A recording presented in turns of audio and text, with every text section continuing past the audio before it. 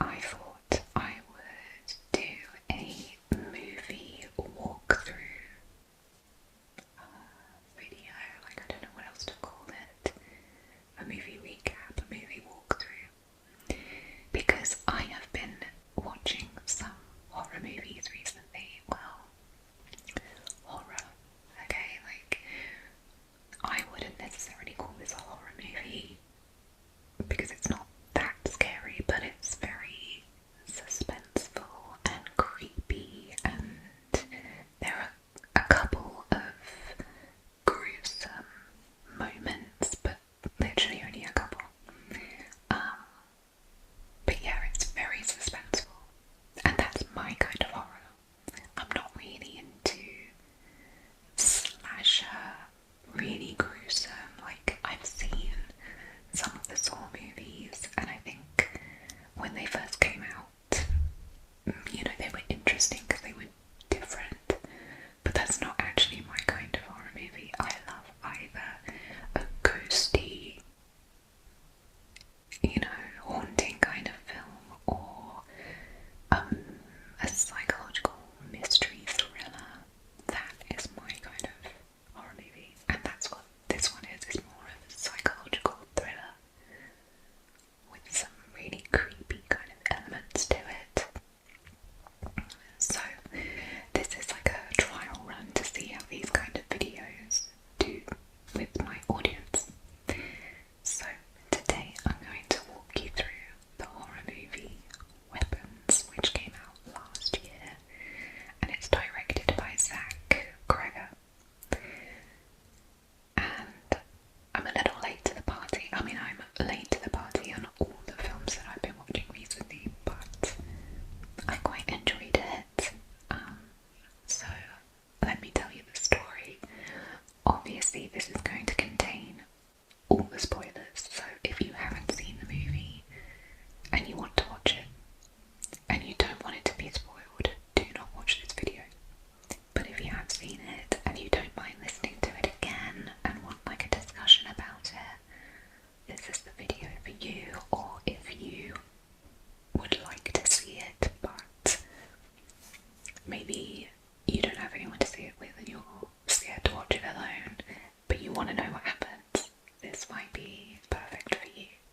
I actually watched it on my own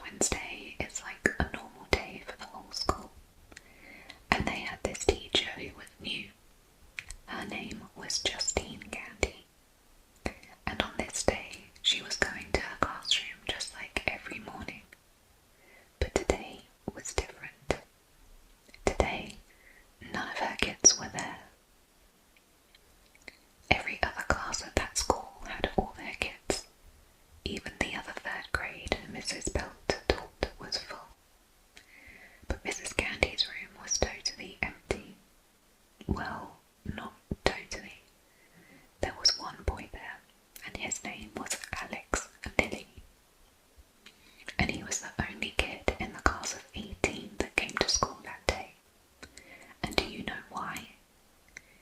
He was the only one there because the night before at 2:17 in the morning, every other kid woke up, got out of bed, walked downstairs, opened the front door, walked across the front yard and into the dark, and they never came back. All the parents and people at the school were really sad and upset. The police could tell that the kids left at 2:17 because, like half the houses had alarms that got tripped when they walked outside. Some of the kids even got videoed by the houses that had cameras. But the cameras only showed the kids walking out into the darkness. They didn't show where they went after that. The police talked to Alex a lot. They asked him why his classmates did what they did, but he told them he didn't know. They asked him if there was a plan, but he said if there was, he never heard of it. They asked him if there was a TV show where someone ran away like that, but he said if there was, he never saw it.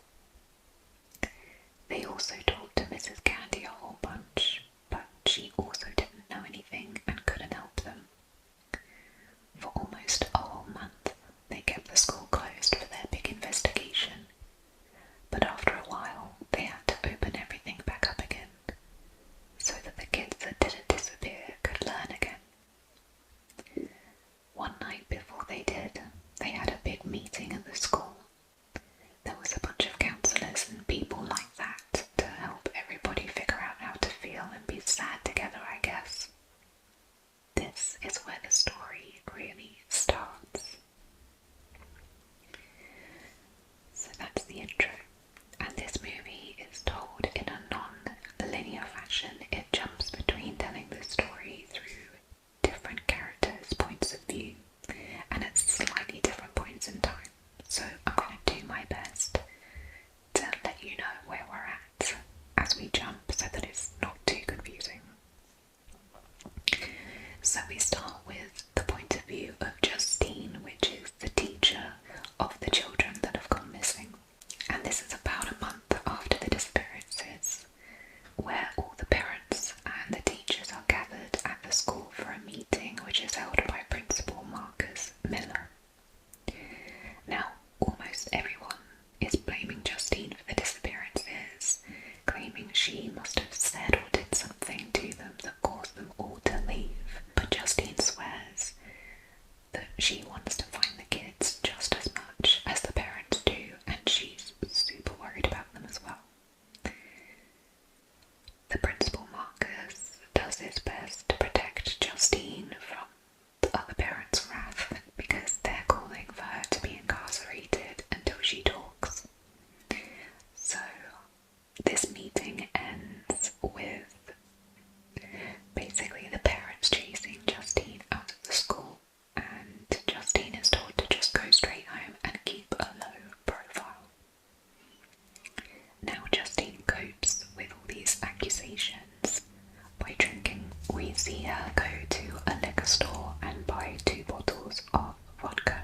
While she's at the store, she starts receiving anonymous phone calls that are either threatening or like just heavy breathing down the phone.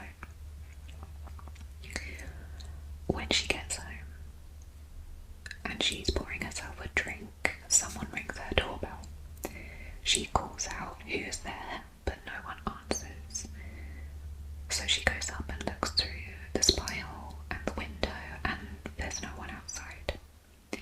As she's walking away from the front door, someone knocks on it loudly, which makes her jump, and again she's calling out, asking who's there, with no answer. So eventually she goes outside and sees that someone has painted the word witch on her car in the colour red. we see her attempting to scrub the paint off her car, but it's not shifting. We then see her having a meeting with Principal Marcus, where he ends up having to put her on administrative leave to help things calm down. She then asks if she can speak with Alex, to which the principal says, no, absolutely not. She says it would help her feel better if she could speak with Alex because they're the only two that are left from this situation. And the principal's like, well, it might help you, but it might be detrimental for Alex, and we have to put him first, and that she needs to not be so selfish. He says that she has a pattern of overstepping professional lines with students in the past, which is apparently she gave a hug to a crying student. Like, it's a child, of course you're going to give a child a hug if they're crying, and giving another one a ride home, and she's like, he missed the bus, he lived in my direction, why would I not take him home? And the principal's like, it's overstepping professional boundaries. So she's like, whatever. Later that night, Justine meets her ex-boyfriend at a bar, and he is a cop named Paul Morgan. As they're talking, Paul tells her that he has maintained his sobriety since they last spoke, and Justine kind of acts in a way that implies this is boring to be sober, and she encourages him to have a drink with her. So at this point it becomes quite clear that Justine has a bit of a drinking problem herself, and it appears to have been going on for quite some time. And it does seem as if perhaps their relationship was centered around drinking together, and Paul eventually decided that he wanted to get sober, but Justine is a bad influence on him, because he does eventually give in to her encouragement of having a drink. And then it cuts to the next morning where you see Justine waking up Paul at her place. Despite the fact that Paul is in a relationship, but Paul told Justine that him and his girl Donna aren't happening at the moment, which is a lie. And we then see Justine drive him home. And now, despite Marcus, the principal, telling Justine to keep a low profile, she loiters around the school in her car. She really didn't want to get laid off her job or suspended. You know, she wanted to continue working, and so she's struggling to fill her day. But she also is wanting to try and figure out what's happened to these children, because obviously she's getting blamed for everything, and she swears she's not involved. As school ends, Justine sees Alex, which is the only child that didn't go missing, walking home alone, so she follows him to his house. When she gets there, she rings the doorbell, but no one answers, even though she just saw him go inside, so she knows there are people home. But she notices that all the windows have been covered by newspaper. It almost looks like an abandoned house. But as she's walking around the house, she finds a gap between the newspaper and peers through. And it's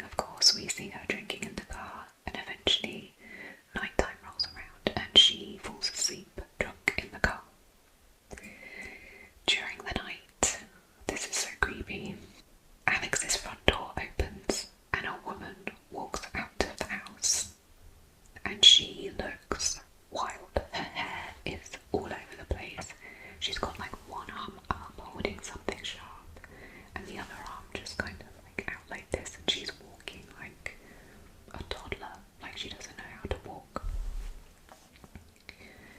And she walks up to Justine's car, enters through the back, and slowly gets closer to Justine, and I was just like, oh my gosh, what is about to happen? Is she gonna die? And then you just see her hand come round, and she snips off a lock of Justine's hair, and then leaves the car and goes back into the house. So creepy. Now we're switching perspectives to a character called Archer. Archer Graff is one of the concerned parents, as his son Matthew was one of the kids that went missing.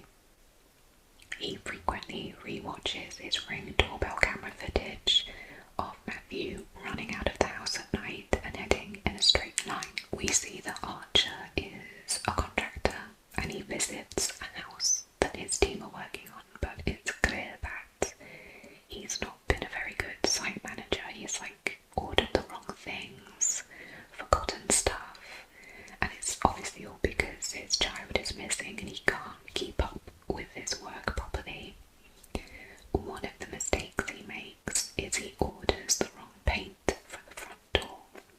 The front door was meant to be forest green, but he ordered red. Archer then goes to speak to Captain Ed Locke at the police station about, the case and if they have any more leads on the whereabouts of the children. And he is saying that he really thinks Justine has something to do with this, and he's like, why aren't you doing more? And the captain is like, from everything I've seen, she doesn't look like she's involved in this, but Archer disagrees. So this has all happened during the first few weeks of the disappearance, and then now we're at the meeting that happened at the school with all the parents and the teachers, and Archer is seen as one of the many accusing Justine of having involvement in the disappearance. He gets up out of his seat and is shouting and saying, we want to hear from Justine because clearly she's got something to do with this. So after they all chase her out of the school, we see Archer follow Justine to the liquor store. Then he follows her home, and this is when it is revealed that Archer is the one that painted the word witch on her car with that red paint that he accidentally bought for his construction project.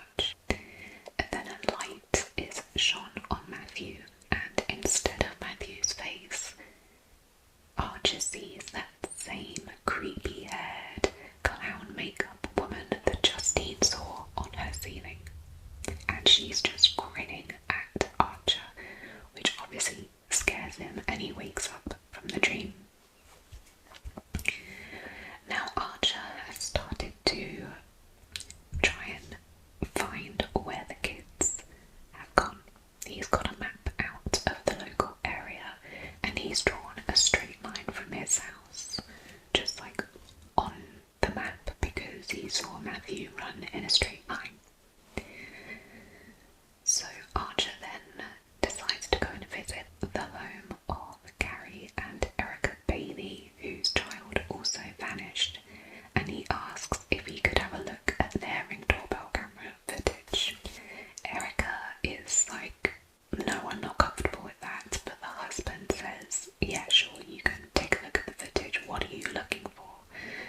And Archer's like, well, Matthew ran in a straight line and I just wanted to see if your kid ran in a straight line as well. Which it turns out they did, so Archer then draws a straight line from that house on the map and to see where they intersect. After this, he's then driving around to try and find the location of this intersection on the map, and on the way he is driving past a gas station and sees Justine, so he pulls in to go and confront her. As he is like trying to talk to her, Justine looks over his shoulder and sees Marcus, the school principal, running towards them.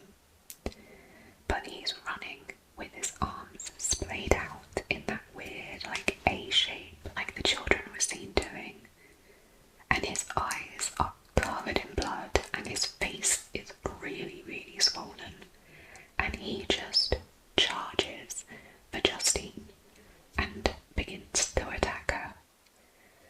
Archer manages to restrain Marcus, but Marcus is putting up a massive fight, and then Justine gets up and runs into the convenience store. And now we switch to the character of Paul the cop. So we're seeing Paul just going through his day as a cop, and this is before he meets Justine at the bar. He's at the station talking to Captain Locke before he goes on patrol. Whilst he's out on patrol, he sees a young man called James trying to break into a building. So Paul chases after him, and when he catches up to him, eventually he tackles him to the ground. And James is like, oh, I work there, I've just lost my keys. But, he's not believing him. And so when he searches through James's pockets, Paul accidentally gets pricked on a finger by a used needle. So James is a druggie. And it seems like Paul has a weird thing about like needles and stuff, and he punches James really hard in the face and knocks him to the ground. He knocks him out. After he got pricked by this needle, because before he searched him, he did ask him multiple times, is there anything in your pockets that could stab me when I search you? And he's like, no, no, no, and then he gets stabbed by a used needle. But Paul realises that his dash cam in his car has caught him punching James and knocking him out, and obviously he's not meant to do that. So he's like, oh crap. So he goes up, slaps James awake, and he's like, look, you've done wrong, I've done wrong, I'm gonna let you go. I just don't want to see you around here again. Deal? And he's like, yeah, cool. So he lets him go. Then he goes back to the station and he has to tell Captain Locke about what's just happened. He was truthful about it, and it just so happens that the captain is Donna's father, so his wife's dad.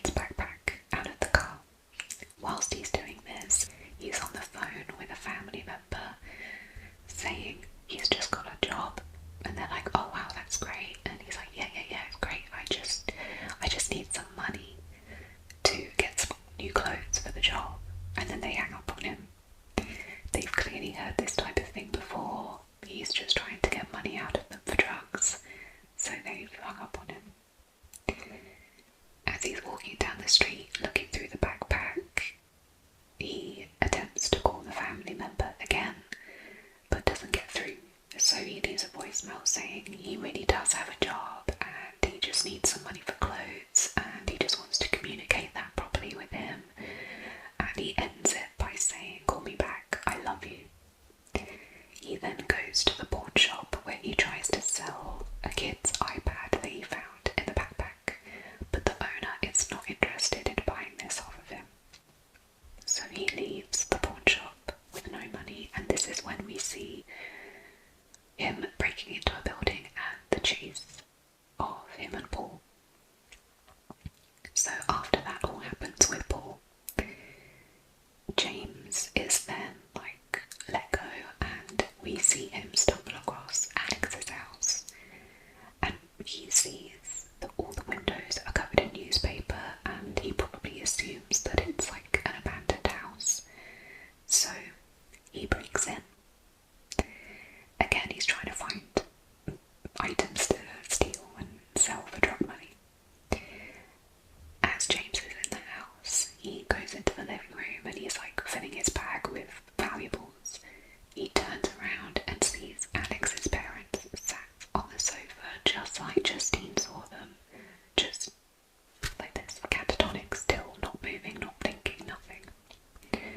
And at first he jumps back and he's like, "Oh my god," but he soon realises that they are not responding to him at all. He like clicks his fingers in their face. Nothing. So he just continues ransacking the place. He then hears a bang come from the floor above and looks up and goes, "Oh fuck." But then nothing happens, so he just continues doing what he's doing. He then goes down into the basement, and this is where he sees all 17 missing children standing stock still in the basement like they're in some kind of trance. And he's like, "Oh my god." But then they all, in unison, sharply turn around and look at him, and it freaks him out and he runs out of the basement. When he gets back into the living room, Alex's parents all of a sudden slowly get up from the sofa and then start to chase James, and he runs out the front door. We then see James back at the pawn shop selling the things he's stolen from Alex's house, and behind the cashier he sees a sign saying that there's a $50,000 reward for any information on the missing children, and he's just seen them in the basement. So he calls the police and he's like, "I've got info," and they're like, "You need to come to the station," and he's like, "Oh crap, I can't go there. One, he's a druggie. Two, he's had that encounter with Paul that's told him to stay away, but he has to go down there to report this." So he goes to the police station, and that's when Paul spots him outside and starts to chase him. James is running, Paul's chasing after him, and James runs into the woods where he lives. And as he does so, he looks into the woods and sees that same creepy red-haired woman with the clown makeup in the woods, and she just like waves at him, and he's like, "Oh my god," really freaked out, runs to his tent and zips it closed. He then sees someone walking through his, you can see like their shadow or their silhouette through the tent, and he's like, "Oh no, oh no." So he grabs a bunch of needles as a weapon, and then the zip starts slowly being unzipped, and he's like, "Oh my god, oh my god." And before he can see who it is, he lunges forward and stabs the person in the face with all these needles. It turns out to be Paul the cop.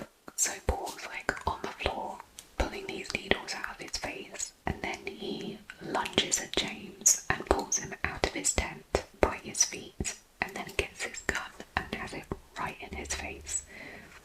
James is screaming like, "No, no, no, no, I didn't realise it was you. I thought it was this weird creepy person." He's like, "Oh, whatever, dude." And then he's like, wait, "I know where those kids are, and I can show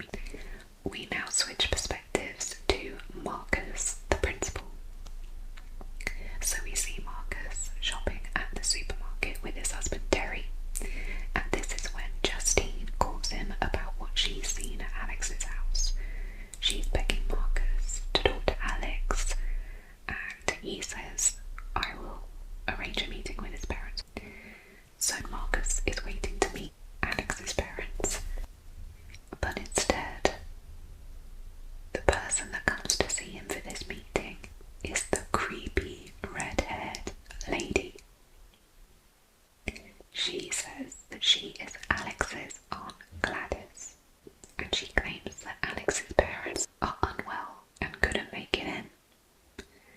Marcus is like, oh, that sounds serious, are they okay? And Gladys is like, oh yeah, they're fine. They just have a touch of consumption. Which confuses Marcus. He says he thought that was something that settlers got on the Oregon Trail, and they both kind of laugh about this. He then goes on to say that he really does need to speak to Alex's parents face to face about this issue because Gladys is not his legal guardian,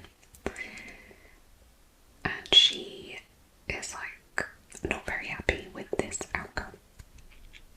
So the next day, which is Saturday, Gladys stops by Marcus and Terry's house whilst they're having lunch watching a show about parasitic fungi.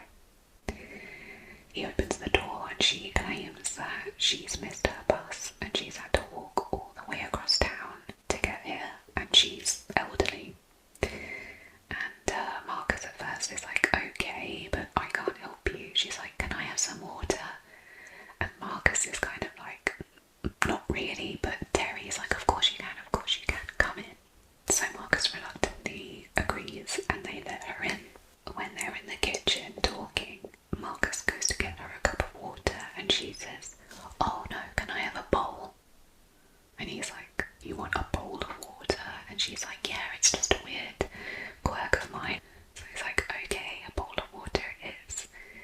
So he gives her the bowl of water, and as they're talking, she proceeds to get a stick out of her bag and wraps this ribbon round it, which Marcus says, hey, isn't that my ribbon? She then cuts her hand open with the stick and starts rubbing her blood all over this stick. She's acted like it was an accident, but it's not, and so Terry walks over to Gladys to give her a cloth to wipe up the blood, and as he gets close enough, she quickly snips off a lock of his hair and wraps it round the stick. Obviously, Terry's jumped back like, oh my god, she just like cut my hair off. So Marcus picks up the phone, he's like, I'm calling 911. As he does this, Gladys pulls a little bell out of her bag and rings it, which makes Marcus freeze. Like he just stops what he's doing and he looks up. She then wraps Terry's hair around the stick and snaps the stick in half, which makes Marcus start attacking his husband, Terry.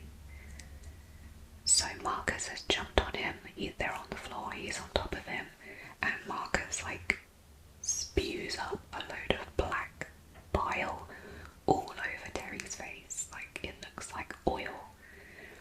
And then he starts headbutting Terry, and he continues doing that until Terry's head caves in and dies. Brutal. Gladys is just stood there watching this like la la la, and then she wraps the lock of Justine's hair that had been snipped earlier from her car around another stick, and then snaps that one, which sends Marcus to go after Justine at the gas station. So Marcus is running across town in this trance-like state, arms out by his side, and it takes him quite a while, like he has to run quite far to get to Justine at the gas station. Archer obviously initially stops him from attacking Justine, but eventually Marcus breaks free and follows her into the store, trying to kill her essentially. Archer follows him into the store and is trying to stop him and eventually tackles him into a fridge that breaks, and Justine manages to run out of the shop and gets into her car and drives off. But Marcus is still chasing her, running after her car down the street. He's like a dog with a bone, like he just will not give up, no matter how much harm comes to him. Archer then jumps in his car and proceeds to follow them both down the road, and this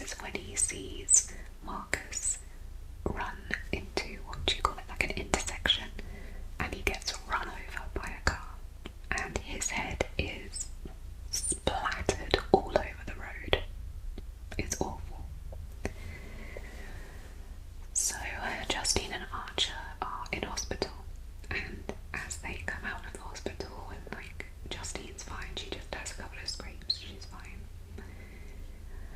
They talk about what happened and how crazy that was, and she was like, I've never seen anything like that. I spoke to Marcus only yesterday or earlier today, and he was absolutely fine.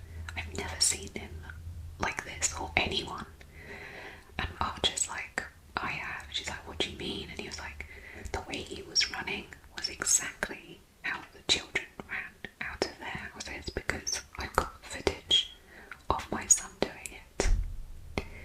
So then, realising that Justine is just as like, what the fuck about this as him, they put their differences aside and decide to try and figure out what's going on together. So Archer shows her the map that he's drawn lines on of where his son ran out of the house and where the Bailey's kid ran out of their house and where they intersect. And Justine is like, that's Alex's house where they intersect. So that's where the kids have likely run to. We now jump to the perspective of Alex. So now we jump back in time before the disappearances have happened. We see Alex as being quite quiet and a lonely child, and unfortunately he's bullied quite a lot, and one of those bullies is Matthew Archer's son. We see them in a class learning about parasites. Then as the day ends and walking out of school, you know, like all the bullies kind of like push past him, teasing him, and we see that one of those is Matthew. On the way home from school in the car, Alex's dad tells him that their Aunt Gladys is having to come and stay with them for a little while because she's very unwell. Alex doesn't seem too happy to hear about this, and neither does his dad really seem very happy about it, but he's like, look, she's family, she's not doing well, so we have to kind of take care of her. But he consoles his son by saying, I don't think she'll be there much longer than a month, kind of hinting that her condition is bad enough that she's probably going to pass away.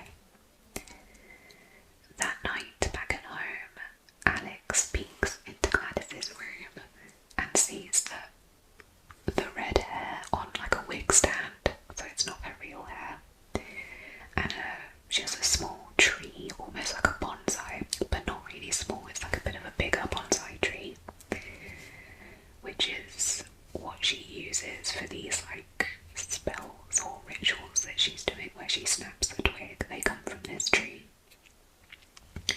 And then as he like pans around the room to look at Aunt Gladys laying in bed, when it gets to her face, she is facing him, just staring at him, and she's got like almost a bald head, like she's just got wispy bits of hair, and she just looks really freaky staring at him, and he jumps back and closes the door. Then one day Alex returns home from school and his parents are sat at the dining table just still in a catatonic state, like really weird, bizarre. And Gladys looks healthier than she did the day before. His parents are still responding to his questions, but they're super slow. So he's like, what is wrong with my parents? And Gladys is like, they're fine. But he's like, no, they're not. Like, what is going on? He then picks up a cup of water and throws it in his dad's face, and his dad doesn't flinch. He just slowly wipes away the water from his face and then continues to sit there just staring into nothing. Gladys then says that Alex is being very rude and he sends him to bed without any dinner. How that kid managed to sleep that night, I don't know. The next morning, Alex comes downstairs and finds his parents still sitting at the table in the exact same way. And Gladys is also at the table and tells Alex to sit down. She says to Alex to not worry about his parents, that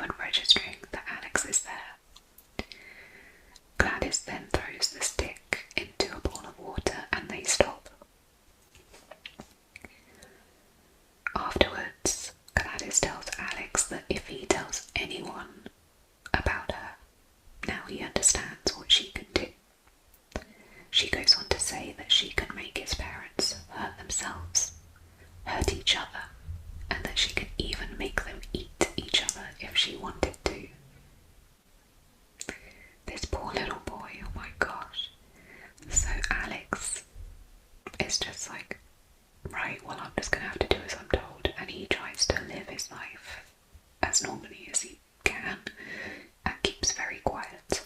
He also has to start feeding his parents soup because they just sit there. They don't feed themselves, and Gladys isn't going to do it.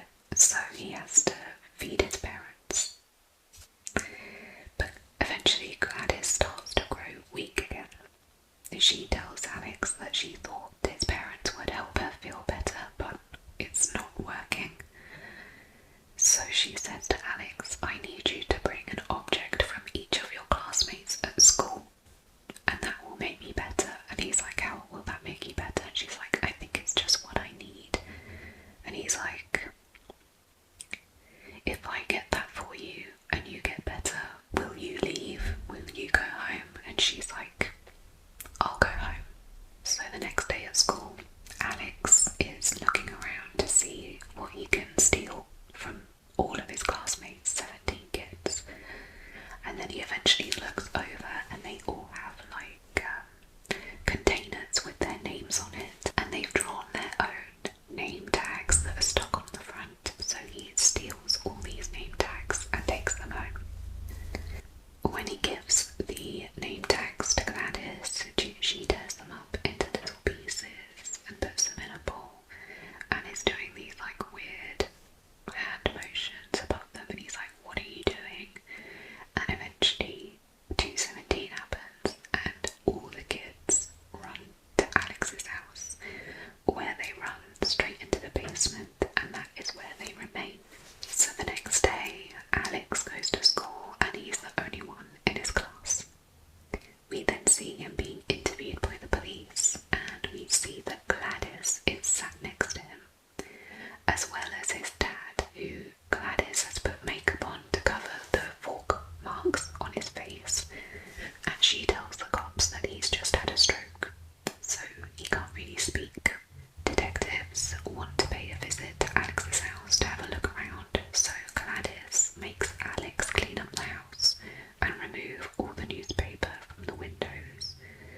Gladys then summons the children out of the basement and sends them into the woods for the night. So the next day, when the detectives come, everything appears normal.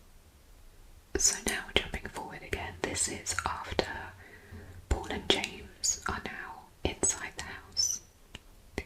Marcus has died, and Justine and Archer decided to go to Alex's house to figure out what's going on. So Alex comes home and finds Paul and James stood in a trance-like state in the living room. And Gladys announces to Alex that they're leaving tomorrow, so he needs to pack some things. So he goes upstairs, and outside of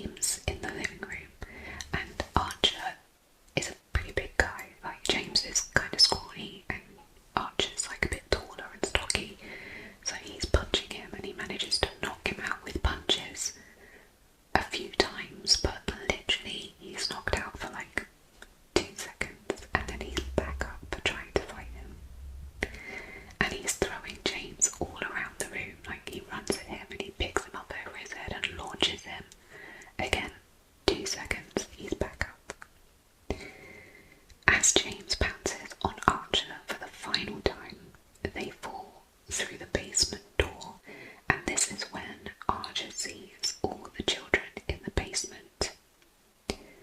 And then Justine walks up behind James and shoots him in the head.